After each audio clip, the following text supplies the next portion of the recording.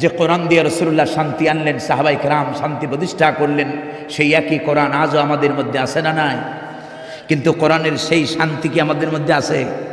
ভাইরা আমার, সেই শান্তি যদি আমরা পেতে চাই তাহলে আমাদেরকে তিনটা কাজ করতে হবে, অনেকগুলো কাজ, তার ভিতরে মুখ্য মূল তিনটি বিষয় আমি আপনাদের খেদমতে পেশ করে এরপরে আমি আমার আলোচনায় চলে যাব। আল্লাহ যেন আমাদেরকে এই তিনটা বিষয় অন্তত বোঝার তৌফিক দেয় বলি আমিন। আপনারা এখানে তাফসীর শুনতে আসছেন, ঠিক কিনা? তাফসীর শুনতে আসছেন যারা, আমি যদি জিজ্ঞেস করি সবাই কি আল্লাহর কোরআন পড়তে পারেন? সবাই কি আল্লাহর কোরআন পড়তে পারেন? যদি হাত জাগাতে বলি হাত কি সবার উঠবে? এখানে 50% বা তার চেয়ে বেশি হবে, ছাড়া কম হবে না, যাদের হাত উঠবে না, যারা কোরআন বিশুদ্ধ করে পড়তে পারি। আচ্ছা, কোরআন শিক্ষা করা মুসলমানদের জন্য এটা কি নফল না সুন্নাত? কোরআন শিক্ষা করা কি? এ ব্যাপারে সমস্ত উলামায়ে কেরাম, পৃথিবীর সমস্ত মাযহাব, পৃথিবীর সমস্ত আলেমরা এক এবং অভিন্ন, আল্লাহর কোরআন শিক্ষা করা মুসলমানদের জন্য ফরজ, ঠিক কিনা?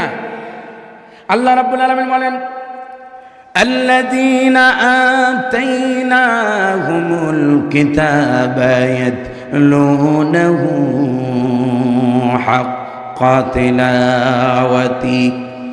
আমি যাদের কিতাব দিয়েছি, যারা নিজেদেরকে কোরআনওয়ালা বলে দাবি করে, এই কোরআনওয়ালাদের এক নম্বর দায়িত্ব হলো ইয়াতলুনাহু হাক্কা তিলাওয়াতি, কোরআনের যথাযথ হক আদায় করে কোরআনের বিশুদ্ধ তেলাওয়াত তারা করবে। কোরআন এক নম্বরে শিখতেই হবে, কারণ কোরআন শিক্ষা ফরজ করেছেন কে? আরেকটু লক্ষ্য করেন, কোরআন শরীফ নাজিলের ক্ষেত্রে আল্লাহ রাব্বুল আলামিনের হিকমা দেখেন, সুবহানাল্লাহ বিহামদি, যেহেতু তিনি হাকিম। আল্লাহ তাআলা কোরআন নাজিলের ক্ষেত্রে প্রথম রাসূলুল্লাহর উপরে নাজিল করলেন না আকিমিস সালাহ, প্রথম বললেন না কুতিবা আলাইকুমুস সিয়াম, প্রথম বললেন না কুতিবা আলাইকুমুল কিতাল। আল্লাহ তাআলা প্রথম শব্দ যেটি কোরআন শরীফে দিলেন সেটি হলো ইকরা। প্রথম শব্দটা কি? ইকরা, পড়ো, জানো। কারণ না পড়লে বিপদ, না জানলে বিপদ। আজকে আমাদের সমাজে এক শ্রেণীর সুশীল আছে। কিশীল? সুশীল। সুশীলেরা বলে, দেখবেন জীবনে সব পড়েছে, ইউনিভার্সিটিতে টিচারগিরি করেছে তারা, সুশীল এবং রাজনীতিবিদ, বড় দলের সেকেন্ড ম্যান। দেখলাম তিনি একদিন বক্তব্যে বলতেছেন, পত্রিকায় আসছে, তিনি বলছেন যে কোরআনের সাথে রাজনীতির কোনো সম্পর্ক। তার মানে জীবনে সব পড়েছে, শুধু পড়ে নাই কি? তো যাই হোক, সামনে আসবে সে কথা। এই জন্য কোরআন শিক্ষা করা ফরজ করলেন কে? প্রথম শব্দ হলো ইকরা, পড়ো, জানো। না জানলে, না পড়লে বিপদ আছে না নাই? দুই নম্বর কোরআনের প্রতি মুসলমানদের দায়িত্ব হলো শুধু ওয়াজ শুনলে, তাফসীর শুনলে হবে না। 2 নম্বর দায়িত্ব হলো আল্লাহর কোরআন 1 নম্বরে শিখব, 2 নম্বরে শেখার পাশাপাশি কোরআন বুঝতেও হবে প্রতিটি মুসলমানকে, ঠিক কিনা? কারণ কোরআন কোনো গীতা নয়, কোরআন রামায়ণ নয়, কোরআন মহাভারত নয়, কোরআন ত্রিপিটক নয়। কোরআন এমন একখানা কিতাব যেটি শুধুমাত্র পড়ার জন্য নাজিল হয় নাই। এ কোরআন হলো মানুষের জীবন চলার পাথেয়। এ কোরআন হলো মানুষের জীবনকে সাজানোর জন্য সর্বশ্রেষ্ঠ মাধ্যম, ঠিক কিনা? এই জন্য 2 নম্বর ফরজ দায়িত্ব হলো আল্লাহর কোরআন বুঝতে হবে প্রতিটি কালেমা পড়নেওয়ালা মুসলমানকে।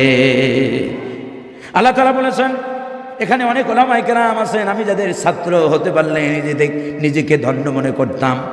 আল্লাহ তাআলা বলেন, আফালা ইয়াতাদাব্বারুনাল কুরআনা ওয়ালাউ কানা মিন ইনদি গায়রিল্লাহি লাওয়াজাদু ফীহি ইখতিলাফান কাসীরা। আল্লাহু আকবার। রব্বুল আলামিন বলেন, আফালা ইয়াতাদাব্বারুনাল কুরআন, এর মানা হলো আফালা ইয়াতাফাক্কারুনাল কুরআন, কেন তারা কোরআন নিয়ে গবেষণা করে না? কেন তারা কোরআন নিয়ে চিন্তা করে না? কেন তারা কোরআন নিয়ে ভাবে না? এই জন্যে মুসলমানদের এই শব্দটা কোরআন শরীফে আরো অনেকগুলো জায়গায় এসেছে। আল্লাহ রাব্বুল আলামিন বারবার বুঝাতে চাচ্ছেন, আফালা ইয়াতাদাব্বারুনাল কোরআন, কেন তারা কোরআন নিয়ে চিন্তা করে না, গবেষণা করে না, ভাবে না? এই জন্য মুসলমানের 2 নম্বর দায়িত্ব হলো, 1 নম্বরে তারা কোরআন বিশুদ্ধভাবে এর তেলাওয়াত শিখবে, 2 নম্বরে আল্লাহর কোরআন তারা বুঝবে। আমাদের দেশের মানুষের ধারণা হলো যে কোরআন বোঝা এটা আমাদের কোনো কাজ না, এটা মোল্লা মাওলানাদের কাজ, এটা সব আলেমদের কাজ, হুজুরদের দায়িত্ব। কোরআন বুঝবে মাদ্রাসার তালেবে ইলমরা, আমরা জেনারেল স্কুলে পড়ি, কলেজে পড়ি, বিশ্ববিদ্যালয়ে শিক্ষকতা করি, আমাদের কোরআন বোঝার কোনো কাজ। কত কি পরিমাণ! This is your wrong theory, এটা আপনার ভুল চিন্তা। কোরআন বোঝাটাও প্রতিটি মুসলমানের জন্য ফরজ করলেন কে? ভাইয়ারা আমার, এই জন্য 2 নম্বরে কোরআন বুঝতে হবে। লাস্টলি অ্যান্ড ফাইনালি আমার মুকদ্দমার সর্বশেষ কথা হলো, যে কোরআন পড়লাম, যে কোরআন বুঝলাম, 3 নম্বর দায়িত্ব হবে তা দিয়ে ব্যক্তি, পরিবার, সমাজ, রাষ্ট্র, আমার অর্থনীতি, সমাজনীতি, আমার রাজনীতি, আমার গোটা জীবন কোরআনে কারিমে যা আছে গোটা জীবন কোরআনময় করতে হবে, ঠিক কিনা? কোরআনের ভিতরে অর্থনীতি আছে না নাই? কোরআনের ভিতরে সমাজনীতি আছে না নাই? কোরআনের ভিতরে রাজনীতি আছে না নাই? যেই নেতা বলল কোরআনের সাথে রাজনীতির কোনো সম্পর্ক নাই, আমি আমার মসজিদে গুলশান বাইতুল মামুরে জুমার খুতবায় বলেছি, ওই নেতা, যেই নেতা বলেছে কোরআনের সাথে রাজনীতি নাই, সেই নেতার আল্লাহর কসম ঈমানও নাই, ঈমানও নাই। তবে হ্যাঁ, এটা তুমি বলতে পারো যে আমরা যে রাজনীতি করি, আমাদের রাজনীতির সাথে কোরআনের কোনো সম্পর্ক, কারণ তোমাদের রাজনীতি হলো দুনিয়ার মানুষের ধোকা দিয়া, বোকা বানায়া, সুইস ব্যাংকে বেশি বেশি জমা করা, লন্ডন আর আমেরিকায় অনেক বড় বড় বেগম পাড়া বানানো, যেটা কোরআনের রাজনীতি না। তোমরা তো জনগণকে ধোকা দাও। গত সিজনে যারা ছিল, অথবা স্বাধীনতার পরে এই পর্যন্ত যারাই এসেছে, সেকুলারিস্ট যারা এসেছে, কমিউনিস্ট বলি, সেকুলারিস্ট বলি, ন্যাশনালিস্ট বলি, বাংলাদেশে যতগুলো দল শাসন করেছে, যতগুলো যারা নেতৃত্ব দিয়েছে, একটা দলও কোরআন দিয়া এ জাতিকে নেতৃত্ব দেয় নাই, ঠিক কিনা? যার কারণে বাংলাদেশ দুর্নীতিতে বারবার চ্যাম্পিয়ন হয়েছে। আপনারা আপনাদের মুখ দিয়ে দুর্নীতির কথা কেমনে কন? আপনাদের সময়ও তো আপনারা দুর্নীতিতে বারবার চ্যাম্পিয়ন হয়েছেন, ঠিক কিনা? এটা জাতি কি ভুলে গেছে নাকি? আজকে হাসিনা 5,000, 10,000, 1,000 কোটি টাকা পাঠাইছে, চুরি করেছে।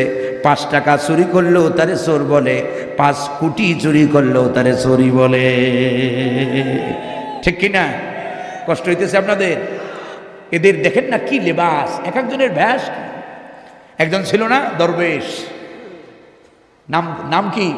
আমরা ডাকি দরবেশ বাবা, আসলে ধরছে বেশ, ধরছে সাদা জামা, সাদা পায়জামা, কি সাদা দাড়ি। আচ্ছা বলেন তো, ওই দাড়ি কি আল্লাহর জন্য রাখছে?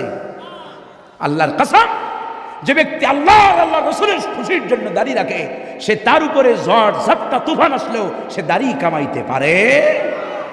সামান্য তুফান আসে নাই, তার আগেই নৌকোয় চড়ে দাড়ি কামাইছো।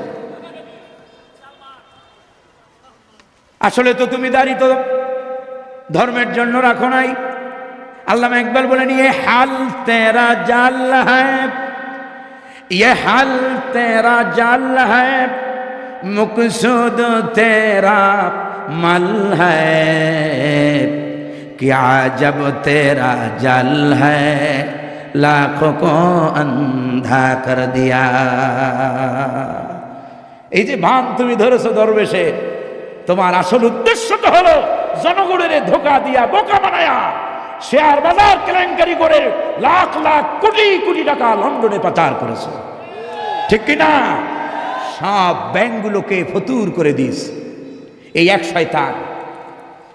সম্মানিত হাজিরিন, এই জন্য 3 নম্বরের কাজ হবে, যা পড়বো, যা বুঝবো তা দিয়া ব্যক্তি জীবন সাজানোর জন্য যত নিয়ম, যত নীতি প্রয়োজন, এই কোরআন শরীফে আছে না নাই? দেখেন না, ব্যক্তিকে পরিশুদ্ধ করার জন্য কত আয়াত কোরআন শরীফে আছে। আল্লাহ তাআলা বলেছেন ক্বাদ আফলাহা মান তাযাক্কা, আল্লাহু আকবার, সফল হয়েছে সে, ক্বাদ আফলাহা, সফলতা লাভ করেছে, মান তাযাক্কা, যে নিজেকে পরিশুদ্ধ করতে পেরেছে। সুবহানাল্লাহ বলবেন না? এখন নিজেকে পরিশুদ্ধ করার জন্য যত কানুন, যত নিয়মের প্রয়োজন, যত কিছু প্রয়োজন সব কোরআন শরীফ আছে না নাই? তোমার জীবনের চরিত্রটা কেমন হবে, তোমার মানুষের সাথে মুআমালাত কেমন হবে, মানুষের সাথে কেমনি কথা বলবা, কত সুন্দরভাবে কোরআন তোমারে শিক্ষা দিয়েছে। ওয়া কুলু লিন-নাসি হুসনা, সুবহানাল্লাহ। মানুষের সাথে সুন্দর সুন্দর কথা কও, মানুষের সাথে ভালো ব্যবহার করো, মানুষের সাথে খারাপ আচরণ করা যাবে। জবান হেফাজত করো, এরপরে তোমার লজ্জাস্থান হেফাজত করার কথা কোরআন শরীফে আছে না নাই? নিজেকে পরিশুদ্ধ, একজন ব্যক্তিকে সুন্দর করার জন্য যা কিছু প্রয়োজন কোরআন সব বলে দিয়েছে। আমরা তো কোরআন পড়ি না। আল্লাহ রাব্বুল আলামিন বলেন ওয়াল্লাযীনা হুম লিফুরুজিহিম হাফিজুন, সুবহানাল্লাহ। এইভাবে একটা আর দুইটা নয়, আপনার জীবনে যা প্রয়োজন যত কিছু আপনি প্রশ্ন করবেন সবগুলোর জবাব ইনশাআল্লাহ দিতে পারবো কোরআন দিয়া। আপনার ব্যক্তি জীবনকে সাজানোর জন্য আপনার এবার আসেন পরিবার জীবন। আপনার পরিবার জীবনে স্বামী আর স্ত্রীর কেমন আচরণ কেমন হবে। এরপরে পরিবারে থাকে মা বাবার পিতামাতার সন্তানের প্রতি দায়িত্ব কি, সন্তানের পিতামাতার প্রতি দায়িত্ব কি, কোরআন শরীফে আছে না নাই? স্বামীর স্ত্রীর প্রতি দায়িত্ব কি, স্ত্রীর স্বামীর প্রতি দায়িত্ব কি, আছে না নাই? আল্লাহ তাআলা বারবার ওয়াজ করেছেন, বলেছেন ওয়া আশিরুহুন্না বিল মা'রুফ,